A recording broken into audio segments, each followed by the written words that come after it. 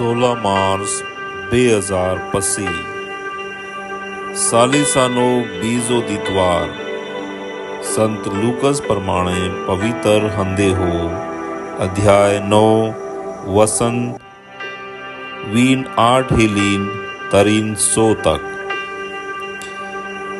ये વાત થઈ તેના 8 દાડા પછાડી ઈસુ પતરસ, યોહન અને યાકૂબને લઈને વિનંતી કરવા ડોંગોર ચડ્યા। વિનંતી કરતી વખત અણાના મોઢાનું રૂપ બદલાઈ ગયું અને સીતરા વીજળી વાણે ઉજળા થઈ ગયા।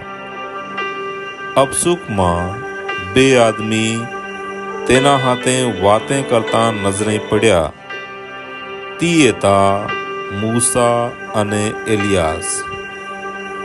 તી મોટાઈમાં ઉગડતા થયા અને દખ ભોગના બારામાં વાતે કરી રહ્યા હતા, જી ઈસુ યરુશલેમમાં પૂરું કરવેના હતા।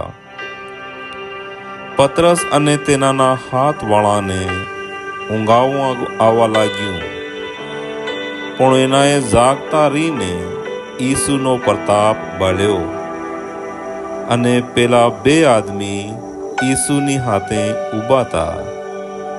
જરાથી જવા લાગ્યા તેના પતરસે ઈસુને કીધું, ગુરુજી, આપણો આ રહેવો કેતરો અસર હે, એટલે આ તાણ તમુ ઊભા કરી દઈએ, એક તમો હારું, એક મૂસા હારું અને એક એલિયાસ હારું। એને ગમને હતી કે યો હું કર્યો તો હેમ બોલતો જ રહી ગયો અને એક વાદળી ઉતરી આવી અને તી તેની વાદળીમાં ઘેરાઈ ગયા। સેલા વાદળીમાં ભરાતા જબર ચમકી ગયા અને અણી વાદળીમાં બોલ હમળી પડ્યો, યો મારો વાલો બેટો હે, મારો ટાળી લો, એની હામળો। યો બોલ પૂરો થાતામાં ઈસુ એકલાસ દેખાયા।